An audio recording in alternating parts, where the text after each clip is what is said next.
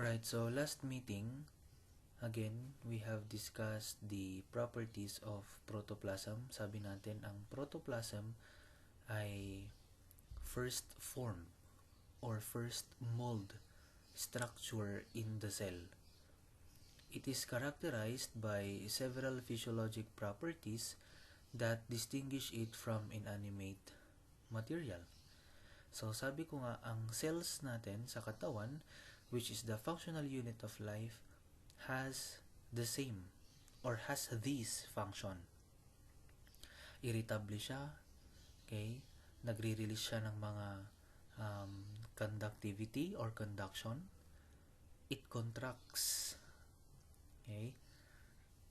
And we will discuss soon yung ano ba itong pinaka-unit na ito sa cell natin. Bakit kaya niyang mag-extend, mag-expand, or palakihin yung kanyang sarili, paliitin yung kanyang sarili.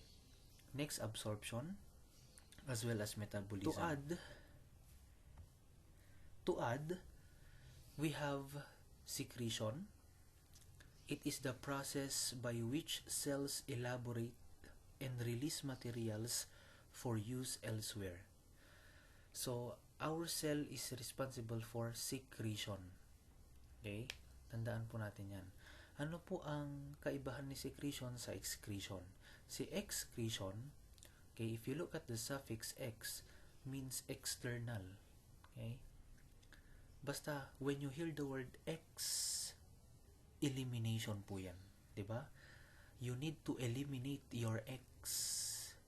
Ibig sabihin nun, pag na-eliminate mo na yung ex mo, basura na siya. Diba? Yun ang palatandaan natin. Excretion is the elimination from cells of metabolic waste product. Tandaan, pag X, basura. Okay? Tandaan nyo yun ha. Ang X ay basura na. Ang X, wala na yan sa cell. Okay? Ang X, okay, ay galaw ng cell na inaalis yung mga basura or kalat sa loob ng katawan. Halimbawa po yung ihi. Yan, excreted na po yan.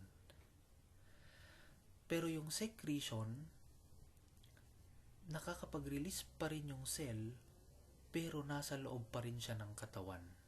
Halimbawa, hormones. Okay? Yan. Na-release siya, pero parte pa rin ng katawan. Okay, so I hope you need to you understand the difference between secretion and excretion. Again, ang palatandaan natin sa secretion, naglabas si cell pero nasa loob pa rin ng katawan. Halimbawa, hormone. Excretion, X, basura na, kalat na, kailangan na siyang umalis sa katawan. Okay? I hope you get that idea. Next. Ano ba yung ayos ng protoplasm? Okay? Tandaan natin, yung protoplasm, meron po dyan yung nucleus, okay? The hereditary or genetic material, and is completely surrounded by the cytoplasm, from which it is separated by a nuclear envelope. So, hindi na po bago sa atin ito. This is just a recall. This is just a review of the cell parts. Tandaan natin, si nucleus, nandyan po yung genes natin. If you look at yourself on the mirror, from physical characteristic, bakit ka ganyan? Yung kulay mo, yung buhok mo, yung mata mo, and everything, it's because of the informations inside the nucleus. Next is the cytoplasm. Cytoplasm is limited by a plasma lemma, also known as your cell membrane. So, itong cytoplasm, it separates the cell from the external environment. Okay? I'll repeat. Separates the cell from the external environment. Organelles.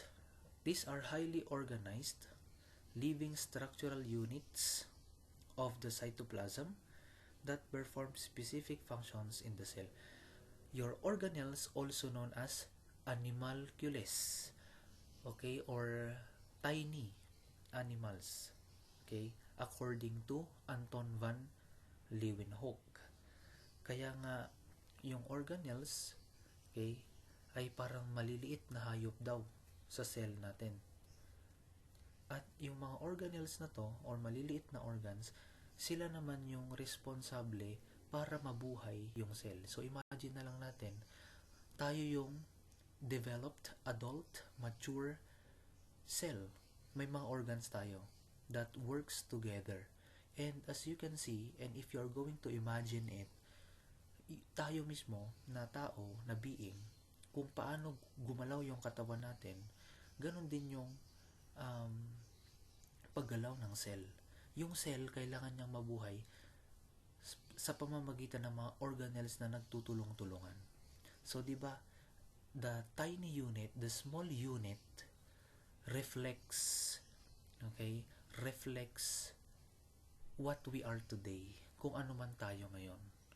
What is our structure, okay, and characteristics, okay, is being reflected by the cell.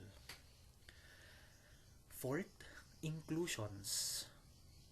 These are inert cell products or metabolites that often are only temporary components. Usually, nakikita natin ito sa bacteria. Diba? Para ma-interpret natin ang bacteria, mayroon silang production of chromogen or production of colors. Okay? Because of their inclusions. Okay? Next, organelles. Okay? And inclusions, take note, the organelles and inclusions are suspended in an amorphous medium called the cytosol. Again, nucleus, kung imaginein mo, diba, gagamit ka ng itlog. Okay? Yung yolk na yellow, that is the nucleus, and the white is the cytoplasm. Kaya nga yung cytoplasm separates the cell from the external environment. Tapos, nakapaloob yung inclusions and organelles doon mo sa cytosol.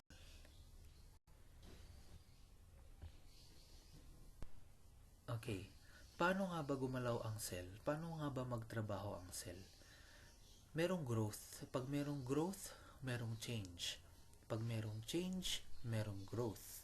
The growth of an organism can occur by, number 1, increasing the amount of cytoplasm in existing cells. Okay? So, sabi natin, yung cytoplasm, the one that separates the cell from the external environment, kailangan dumami. Kailangan niyang tumaas. Okay? Increase. Ganyan.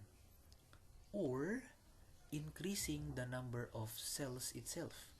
There are limits to the size a cell can attain without sacrificing the efficiency with which nutrients and oxygen reach the interior of the cell beyond a maximum size. Or third, increase in the amount of the protoplasm through reproduction or cell division.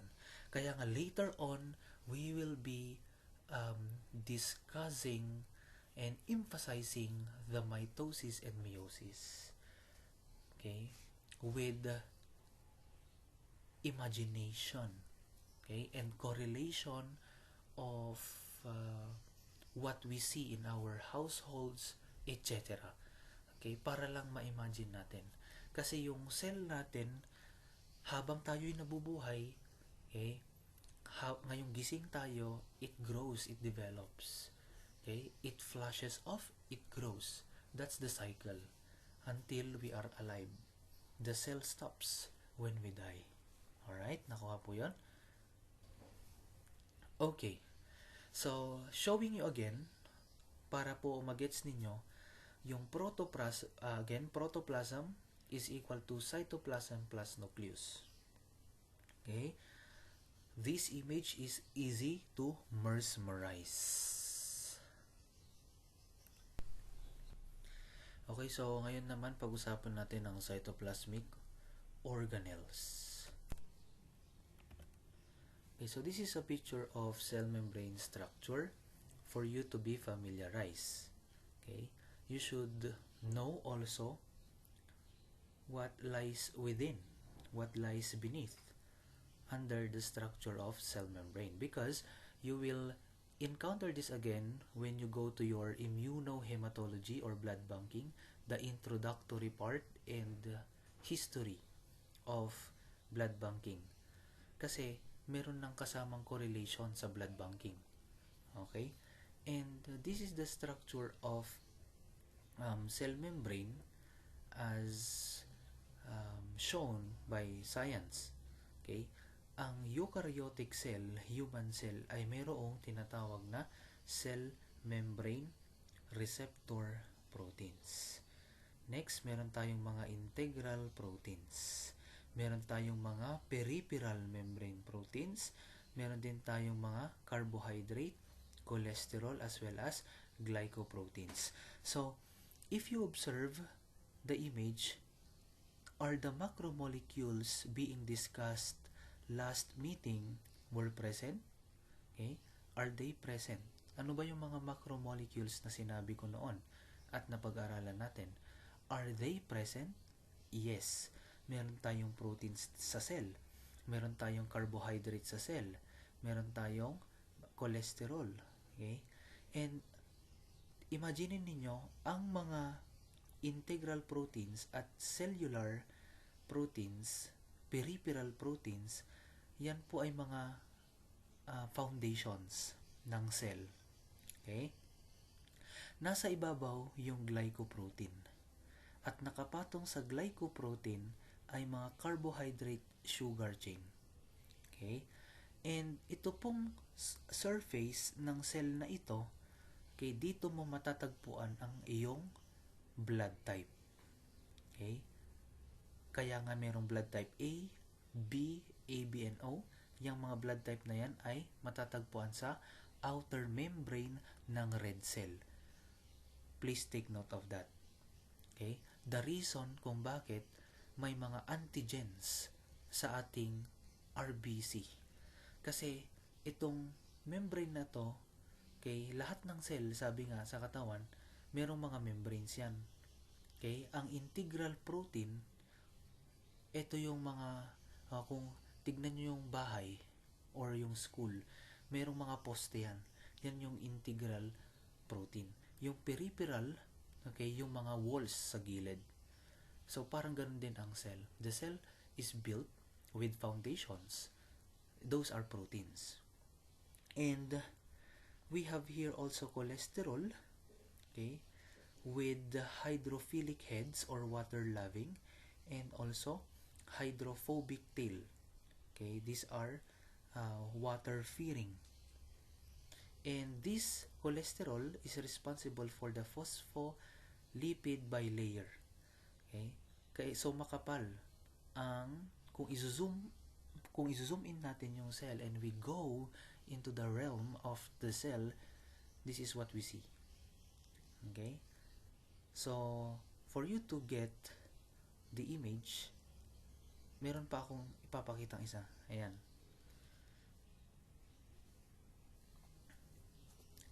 So, ito yung glycoproteins, ito yung carbohydrates, tapos andyan yung mga glycolipids natin, cholesterol. Anyway, you will encounter this in hematology and you will encounter this also in immunohematology. Okay? Kaya nga sa RBC, bakit flexible siya? Okay? Bakit flexible yung mga RBC? Dahil din dito sa membrane niya na flexible. Ganun. Pero itong itong membrane na pinapakita ko rin, yung cell, yung usual cell, actual cell talaga ng eukaryotic in general. Okay? Well, it's the same membrane in RBC. Alright? So, yun po. Pakitandaan po yung mga yan. Okay? So, cell membrane or plasma lemna FACS, these are metabolically active sheets that are essential to the life of the cell. Mahalaga po yung cell membrane. It's a trilaminar structure representative of all biologic membranes. it has been called a unit membrane. And what else? Tandaan natin, it is considerably in chemical composition, enzymatic properties, and function. Next, the membranous organelles. Please take note of the word compartmentalization. To compartmentalize para hindi magbanggaan ang mga kaganapan sa cell natin. Okay? Yan po ay trabaho ni membranous organelle. Kaya may mga organelle. Okay? It says here that the biochemical events associated with one organelle do not interfere with those occurring in adjacent organelles. So, yung mga kaganapan sa cell, yung mga chemistry reactions na yan, okay, that takes place, the principalities of science that takes place inside our cell, okay, has a purpose. Okay? In order for it to become effective in the cell growth and development, okay, the presence of organelles, okay, is essential. Again, the purpose is compartmentalization. So, yun po yung mga key facts na dapat nating tandaan. The reason why there are plenty of organelles in the cell is to compartmentalize the interior aspect. Okay? And to prevent interference of biochemical events. Okay? Yan. Okay, so next, let's start by discussing plasma lemna. Ano ba yung plasma lemna? It is composed of proteins, lipids, glycolipids, and carbohydrates. Tandaan natin, ang lipid, okay, to introduce you in immunohematology, tsaka hematology, so 50% mass ng lipid ay nasa cell. Okay? Sir, ano po yung 50% na yun? There are categories of lipids in the cell. Kaya nga mahalaga din yung lipids kasi they are the backbone, okay, or foundation of the cell membrane. Kaya macromolecule na mahalaga po ay lipids. What are the three categories? Phospholipids, glycolipids, and cholesterol. Okay? If you know the quote, ang sobra ay masama, then that is true. Ang sakto ay healthy. Kasi totoo naman. Tignan nyo, ang cholesterol ay part ng cell membrane. Ang mga lipids, okay, contributes to the 50% mass of the cell. Pero, kaya nga, sabi ko, kung nagpapasok ka ng sobrang cholesterol sa katawan, anyway, there are two types of cholesterol, the good and the bad, mula sa kinakain mo, okay, at nasobrahan yung cholesterol amount sa blood, it can be deposited or it can go to the cell membrane. At kapag tumaas yung cholesterol concentration, syempre, imagine nyo yung membrane na yan na nakikita nyo sa screen ngayon ay mapupuno ng cholesterol. Nakuha? Yan. So, balance amount, okay, ng cholesterol lang dapat yung maipasok natin. Anyway, ang ginagawa kasi ng cell doon sa mga cholesterol, syempre part nga ng structure, tapos mini-metabolize din yan para maging source ng energy. Okay? And the first lipids, which is the most abundant, is phospholipid. Sir, ano po yung phospholipid? Sphingomyelin, phosphatidylserine, phosphatidylcholine, and phosphatidylethanolamine. Mga may phosphos. Again, organic chem, biochem na naman. Mga may phosphos. Yan, phospholipids. Yung mga nandyan, example, halimbawa po yan ng phospholipids. So, as you can see, meron dito sa membrane natin, okay, meron tayong extracellular fluid, tsaka cytoplasm. Okay? Ito yung binabalance ng cell natin. Kaya, napapagitnaan yung membrane ng cell ng extracellular fluid tsaka cytoplasm so that there will be no interactions or interference between the chemical reactions that takes place inside the cell. When it comes to weight, tignan nyo kanina 50% mass lipids, pero when it comes to weight, protein naman. Okay? Constitute the 50% of the cell membrane. Kaya nga, yung meron sa cell, ibigay mo lang. Proteinated food, okay yan sa cell. Okay? Cholesterol containing, basta balance, okay yan sa cell. Usually, ibigay mo lang kung ano yung mga nasa components ng cell, mabubuhay ang cell, mabubuhay tayo. Okay? These are able to move laterally in the lipid bilayer over the surface of the cell if they are not bound to filamentous proteins in the underlying cytoplasm. Ano ba ang function ng mga yan? Yang protein is to transport molecules into or out of cells. Meron tayong mga channel proteins, pump proteins, at saka carrier proteins. Ano ang proteins? Ano yung type ng proteins na meron sa cell para makapasok lahat ng mga molecules? The pump, the ion channel, and the carrier proteins. Okay? And when it comes to the classification, sinabi ko na kanina, ang protein po ay binubuo ng dalawa. Meron tayong integral, tapos meron tayong peripheral. Periphery sa gilid. Integral, ito, nakikita ninyo dito. Poste, wall. Okay? Yan. Kumbaga sa bahay, ito yung poste mo para ma-hold yung nasa itas at ibaba, yung periphery naman para ma-hold yung sides. Okay? So, this is the histological image of glycocalyx in the microscope. Meron po siyang kasamang microvilli. Ang role ni glycocalyx is to determine the immunologic properties of the cell and its relationship and interactions with other cells. Again, immunologic properties of the cell and its relationship and interaction with other cells. Ano nga ba yung role ni microvilli? Yung role ni microvilli, okay, dahil nga siya ay villi, so usually it traps and it removes yung antigen. Okay? So, I guess we will continue this discussion on our face-to-face.